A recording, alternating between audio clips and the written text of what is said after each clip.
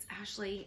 If you are just coming to my channel for the first time, hi. I am so glad to have you here with me.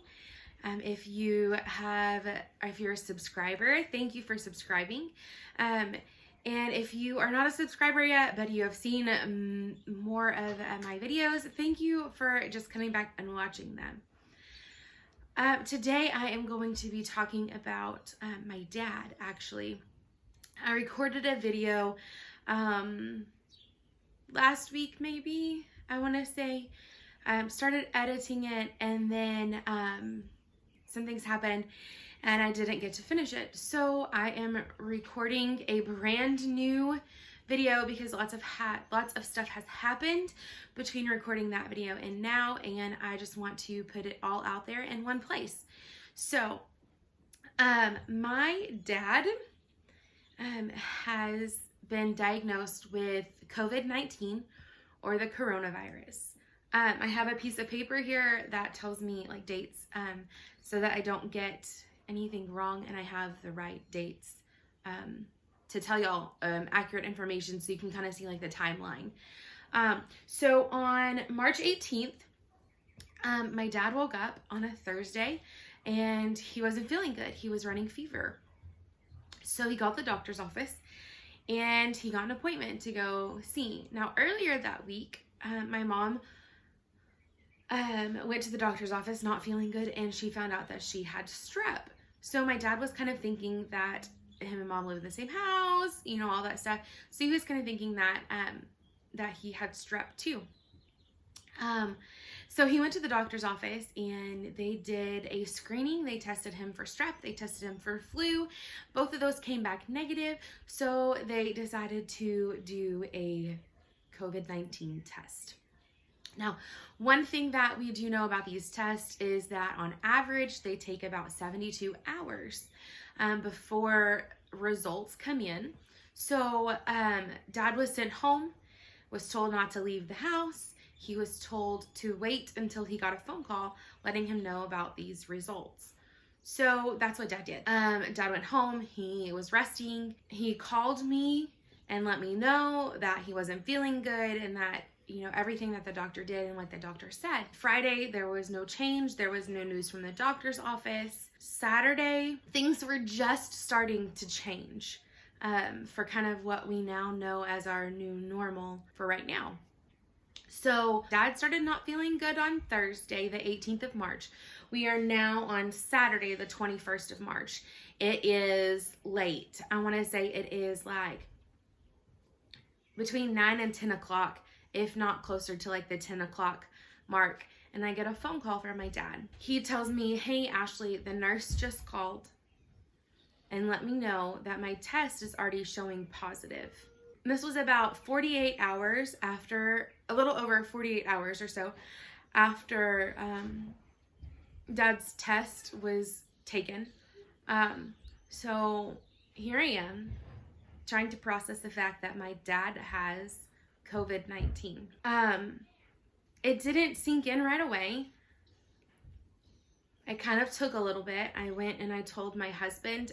We were actually at my brother and sister-in-law's house, and it didn't sink in right away. And as we're talking about it, and my brother and sister-in-law say we're gonna pray. I hadn't told my kids yet. We are very honest with our kids and very upfront with our kids because of what we've gone through with their sister. We have just kind of found that if we just tell them and we kind of explain it to them and explain it to them on their terms, that it's better for them in the long run. Then I start texting.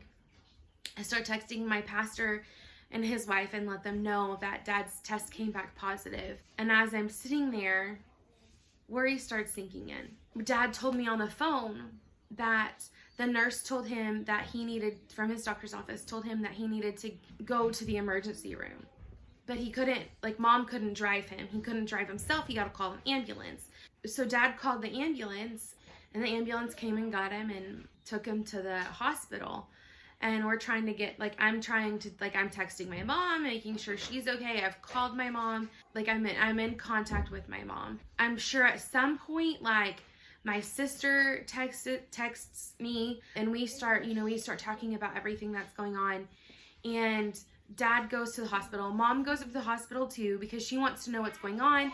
They weren't really told anything over the phone, just the fact that Dad needs to get to the hospital and that he has to call an ambulance to get there. So, and I wanted to know the severity of the situation. Like, what does this mean? The only cases that we have seen have been that media has put out there has been like the critical and severe cases, to where like the people were put in the hospital with pneumonia symptoms and then they found out that they had the virus. Mom goes up to there. The person that she talks to, I'm sure, was a little bit panicked at the fact that they had a patient in the hospital with the virus and everything. And then Mom came up there and she had been exposed to the virus, but nobody told Mom to stay home. So Mom goes up there. She's trying to get information. They're telling her, you can't go see your husband. This is what's going on. You need to go home and you need to quarantine for 14 days. You're not even supposed to be up here. And she's like, well, I didn't know I wasn't supposed to come up here. So Mom asks a few more questions as far as like other family members that had been to the house previous to Dad getting sick, and asking if they needed to quarantine too. The person at the doctor's, or the hospital, not doctor's office, the hospital, told Mom that no, as long as they weren't exposed to the virus while he had a fever, they just need to be cautious. They don't need a quarantine. My dad spends 2 hours in the emergency room and then calls my mom to come pick him up. They ran several tests, a CT scan, they did an x-ray, they did an ECG, they did some blood work. Dad's heart tested fine. Everything came back with his heart good. And they said his lungs looked like COVID-19 lungs. At that point, we didn't know what that meant. We didn't understand the virus. That was Saturday night, Saturday morning. The next day, Dad kind of texts us and lets us know kind of like what happened and from his point of view, and tells us that he was looking over his discharge paperwork, put on there that he has viral pneumonia. And so my dad has fluid on his lungs as a result of the virus. So we're like, okay, well, and we also found out that the hospital gave Dad an inhaler to help his airways so he can breathe. So Sunday comes and goes, Monday comes and goes, Tuesday comes and goes. In this time frame, Dad starts feeling nauseous.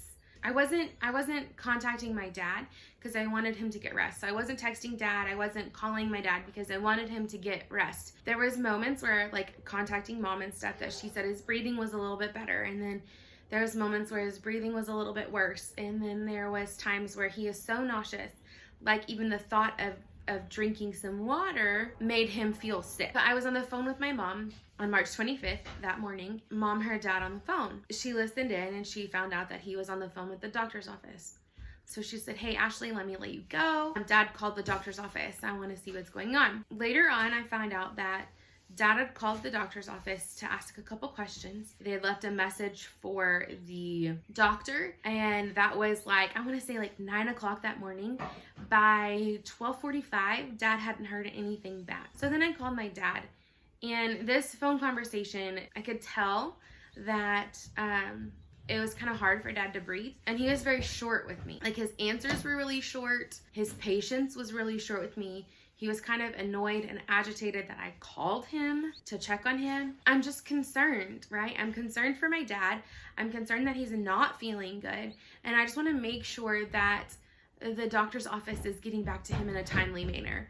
Because from what I understand of the virus is that things can progress really rapidly. It's like it could be a matter of 30 minutes. And the virus has gone from, like you have it, to like, whoa. Right? So I get off the phone with my dad, and then the next time I have contact with my parents is Mom. I think Mom texted us in a group text between me and my siblings and her, and let us know that Dad had called the ambulance. And then Dad ended up, it was like, I want to say between 10 and 11 o'clock at night, because he just couldn't catch his breath. The ambulance comes, picks Dad up, and this time he was admitted to the hospital. He was immediately put on oxygen because he couldn't catch his breath, he couldn't breathe. So this was This was on March 25th. Dad was admitted to the hospital. Almost a week since he first ran fever and first started to not feel good. Dad was quickly transferred. I don't know if he ever went to a regular floor.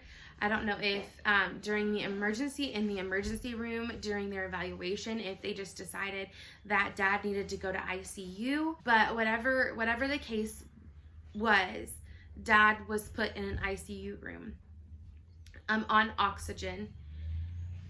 So we kind of fast forward to, I don't have this date written down.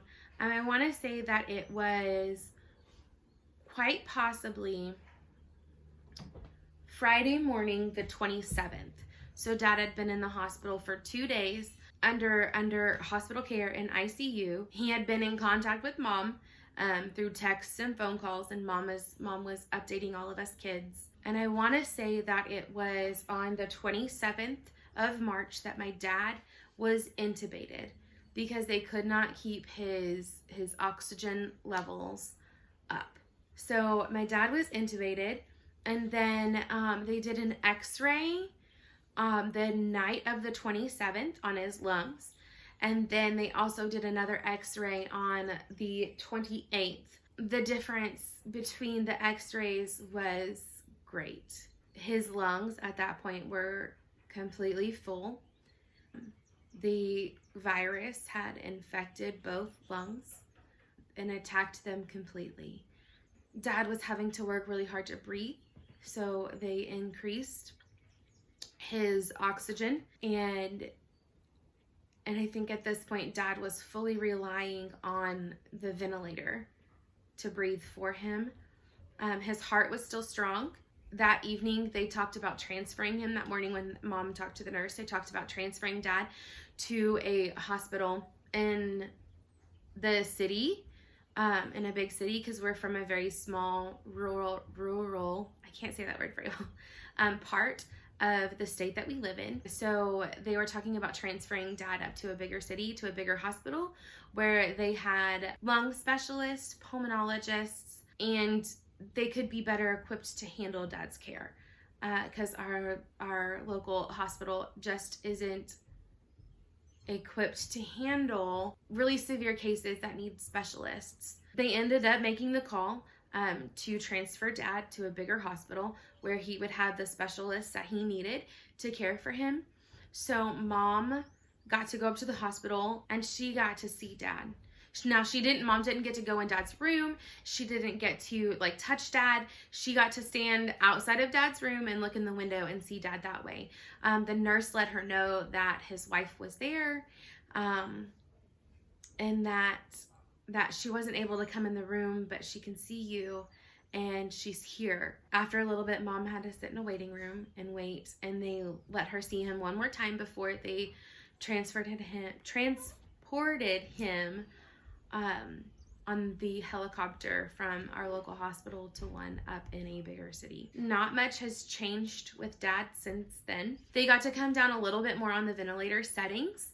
So Dad is not fully dependent on the ventilator anymore. He is breathing some on his own. Today is April 1st. And the reports that we've gotten is that Dad hasn't changed much since the 29th of March. He is still sedated. He is still intubated. He is still on the ventilator. He hasn't shown any signs of improvement, but he also hasn't gotten worse. So that is the update on my dad. This has been extremely hard for us as a family. This has been so hard.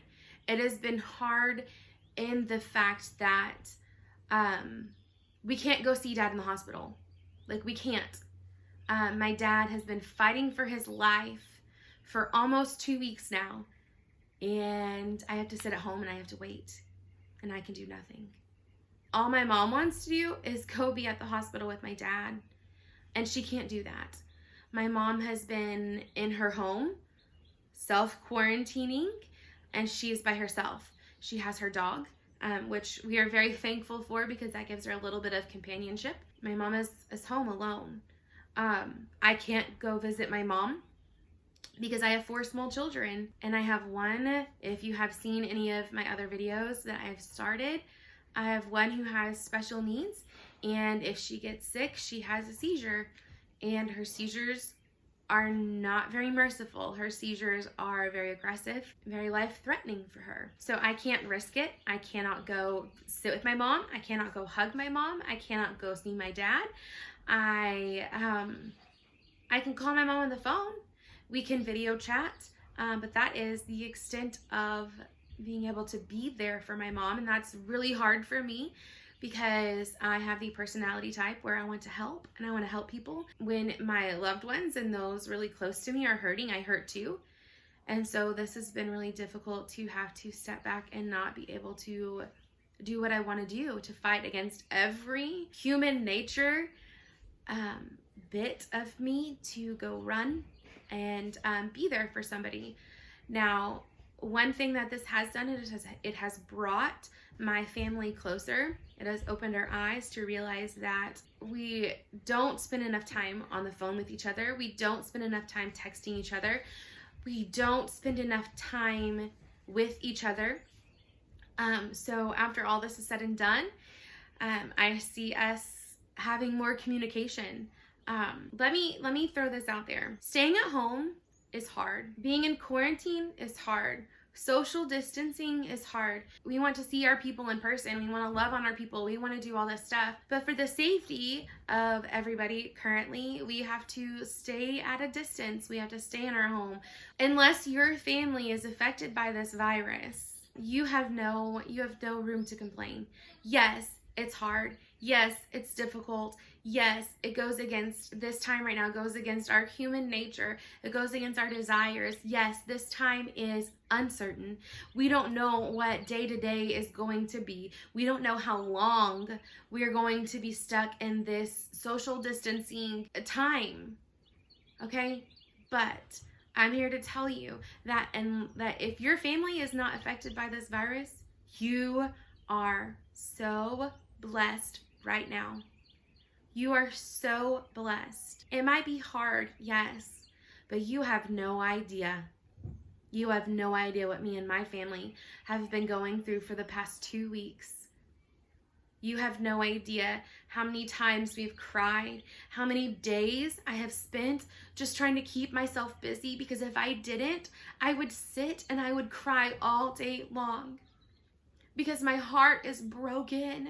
My heart is broken for my dad to be in an ICU room all alone with no familiar voices around him. I know he can't see because he is sedated right now, but he has no familiar voices there telling him, "Dad, I love you.